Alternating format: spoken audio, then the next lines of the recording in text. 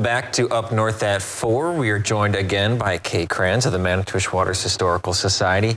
Kay, we talked about a gangster before, but let's talk about Frances Badger, a famous artist. So tell us about her. Another exciting find in our historical research. I was looking for old photos of Ojibwa people gathering rice, and some beautiful paintings popped up. And I thought, wow, and the artist was Frances Badger. So I got interested in Frances Badger. And it turns out that Frances Badger came to the Manitowish Waters, to Big Lake, in 1908 with her family for the first time.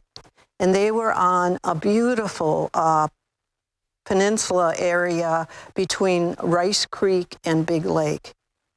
And as a young child, she was surrounded by nature.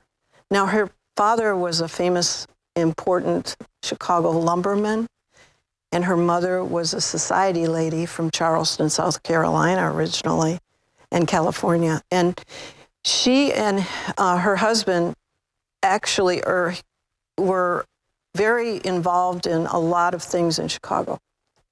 So, very prominent family. Well, this property had been owned prior to the Badger owning it by a man named Laughlin, who was a lumber baron, and he had never cut the area around their property. So all this beautiful old growth trees.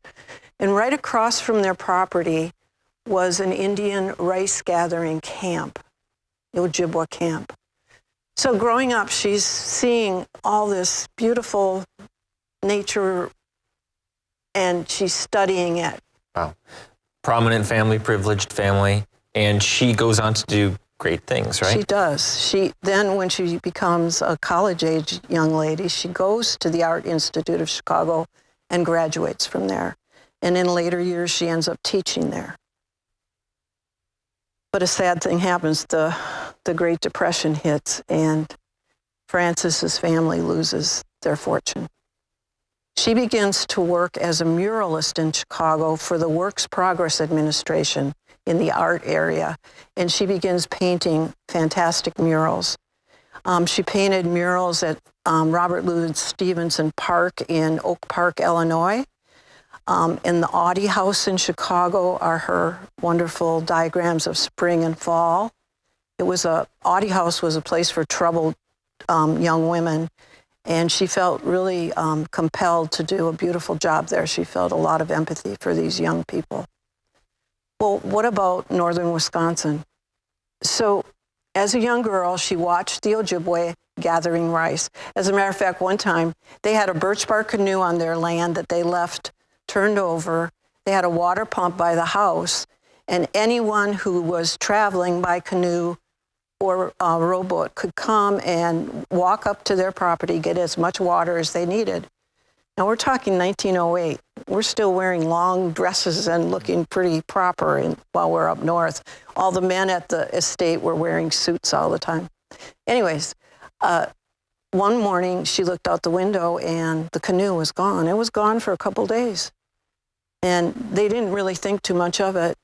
And 2 days later, she got up again, looked out the window, and here's the canoe returned to the Badger family with 50 pounds of gathered and processed rice, as a thank you for lending the canoe.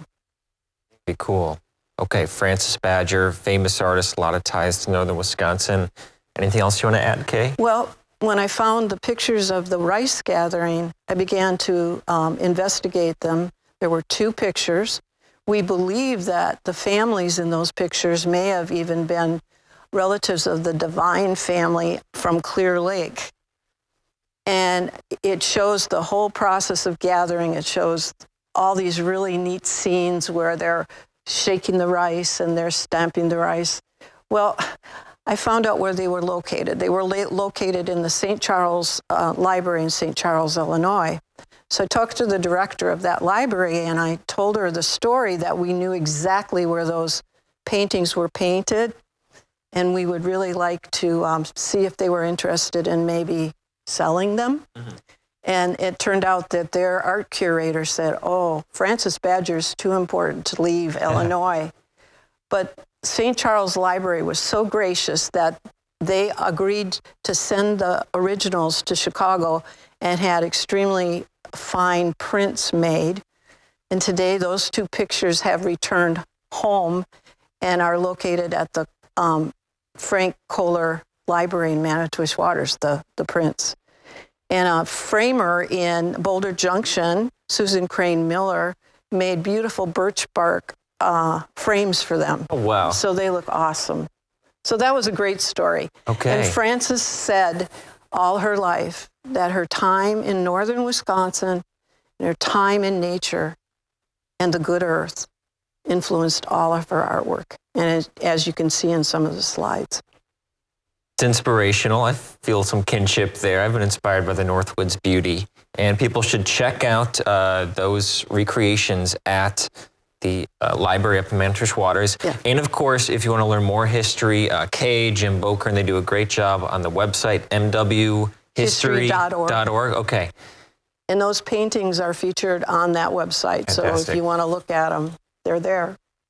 Thanks so much, Kay, for coming down. Well, It's been a thanks pleasure. for helping support the history of the Northwoods. I love doing it. I don't mind at all. Thanks so much. Bye-bye. We'll be right back.